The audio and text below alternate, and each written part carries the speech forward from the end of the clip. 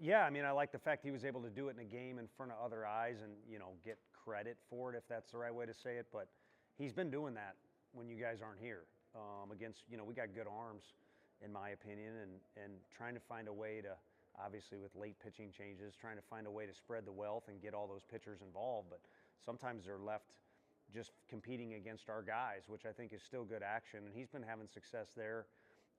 He hit his third homer, but he should have four. I mean, he hit one to if you remember, to deep right center, right up against the wall, hammered the thing. That might have been the windiest day I've ever coached at Lindsey Nelson. So I like the fact he loves it here. He's been a great teammate, even though he hasn't gotten as many carrots at the end of the road as he would like to get. And I like the fact he's being rewarded for his hard work. He's done it quietly and waiting his opportunity, but he's also been ambitious. Feels like Fargo has been seeing the ball really well. He homered tonight, but I think he walked twice as well. What have you noticed about his approach? Yeah, you got to have your feet under you. You got to be standing up to see it. I mean, not falling all over the place. And I'm just kind of being smart aleck because, the kid has really stayed in. He's now a young man. He's really stayed in his swing nicely the last few weeks, and not over swinging, not trying to do too much, and he's got a real pretty swing. First of all, visually, but also a functional swing. And then he's a guy that's always hit. So like any baseball player, you never want to hear the phrase trying to do too much.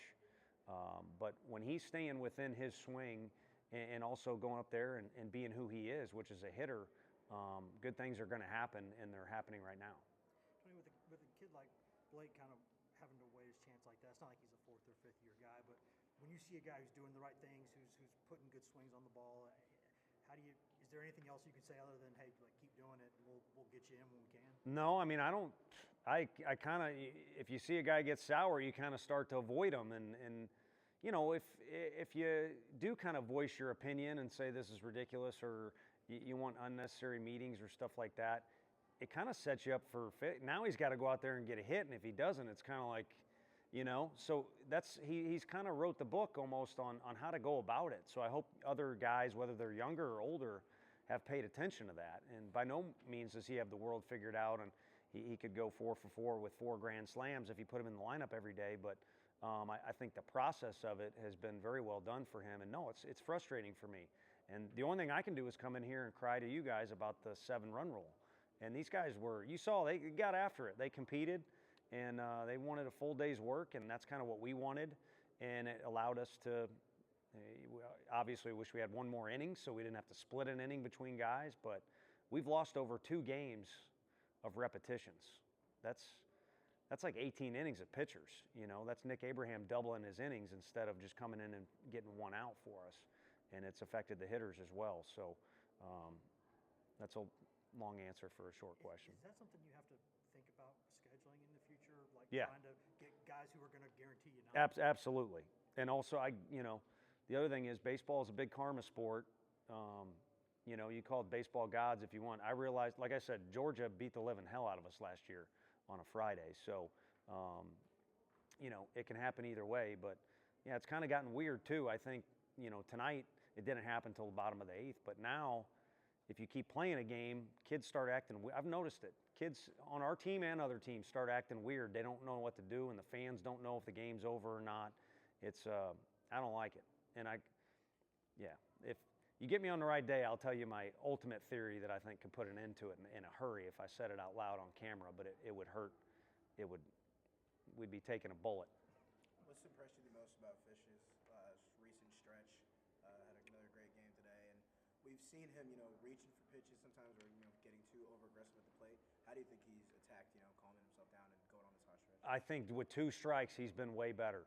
And I think he's overall the same guy he's been his whole career. And the thing about him is he's kind of the type of, game day player. He likes the fire burning a little brighter, or a little drama to things, when that kicks up, his play kicks up.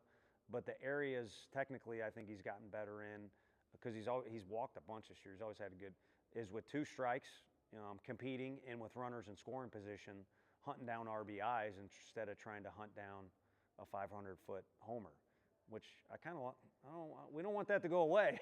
There's a time and a place, but he's playing team ball right now. It's fun to watch.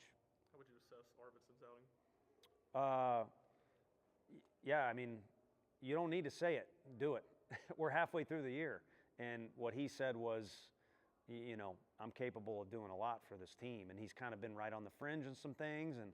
And also we took an approach earlier in the year where it's like, hey, let's get him a bunch of reps out there that aren't long, but let's bring him back 2 days later and get him back out there. And basically he showed, you know, that he wants the ball, but also hopefully to himself, and maybe it's my job as a coach to tell him this, he showed himself in the mirror like that's who, if you can be that guy tonight, then you can be that guy any night. And that guy is pretty good. I don't give a dang what situation or what competition or if it's a home game or away game. We can utilize that, what he did tonight. Was the plan originally to use him multiple innings, or just how things? No, the plan wasn't even to use him, to be honest with you. And the game got tight, and whether he realizes it or not, I think he's a really gifted kid and one of our better arms. So I thought he was the right man in that situation, especially with some of those lefties coming up. But he's kind of equally good to righties. And then it was go one inning, and then, you know, that's kind of what you want to be is don't let the coach take the ball out of your hand or make it really hard. So, and he wasn't the only one who did that, you know. Crabtree was pretty good, but Breedlove was very efficient and looked good in his innings. So all you can do is do what Grimmer does. Work hard for your opportunities, and when you get them, you go out there and play, and your actions kind of speak louder than words. You kind of already beat me to it about Breedlove, but what can you say about his second inning today? He only needed 11 pitches. Yeah, I looked at the pitch count thing too to kind of measure out guys, and he was one of the lowest ones. And it probably would have been lower if he would have landed his breaking ball. It kind of took 2 breaking balls, which is it's tough on a reliever. And today was kind of a non-traditional relief performance, but you want to be involved that breaking ball right away, especially if it's as good as kind of the different looks he's got. So you take away those first 2 breaking balls that took him to settle in. Somehow you pull those clips out of the video, and you could argue he was the best guy of the day for either team. Coach, Ariel 0 for 5, kind of uncharacteristic for him. What did you see from his at-bats today that were uncharacteristic? What did you see that he can work on moving forward? Yeah, really well-struck ball to right field. He saw a bunch of pitches. He obviously played really good defense. I mean, the one play to his right almost made a spectacular play where he was really deep in left field. So really he's like a catcher. And I know Levi definitely don't want to hear that. Peebles don't.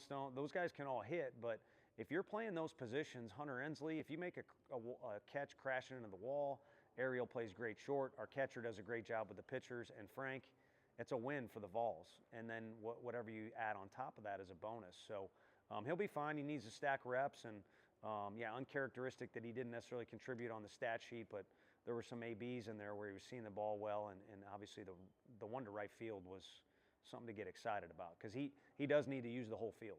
Back on the road this weekend, how did you like the way your team handled last weekend, just in front of the fans and all that? And Yeah. Second note's day-to-day, but how's Gavin? Yeah, Gavin is better, making progress for sure, and he's been able to swing a little bit.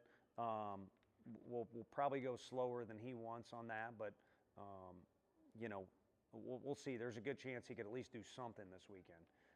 And then last week was good for the guys just to be in an environment because it's rowdy everywhere you go, and somehow Reese Chapman made friends with those guys out in right field. I don't think they didn't like me. I know that based off the chant they had going on, but you kind of learn to love it a little bit. But you got to get used to it regardless of what's going on because every place has got a little different style. And this is one of the biggest parks. This was, I think, I went in the SEC at the time, the first huge park in the country. Wichita State was one of those, but South Carolina's is bigger and like a minor league stadium. So it's a fun park to go to, but obviously winning's the most fun, and it's a very difficult place to play. You know, and Coach Maneri's back in the league, and yet they've got some returning coaches that know the program really well over there. So there'll be some stuff for us to figure out and prepare for the next couple days, and then, you know, it won't be our first road trip, so you'd like to think the guys will, regardless of what the stat sheets say, start to get a little more familiar with what it takes to have success on the road.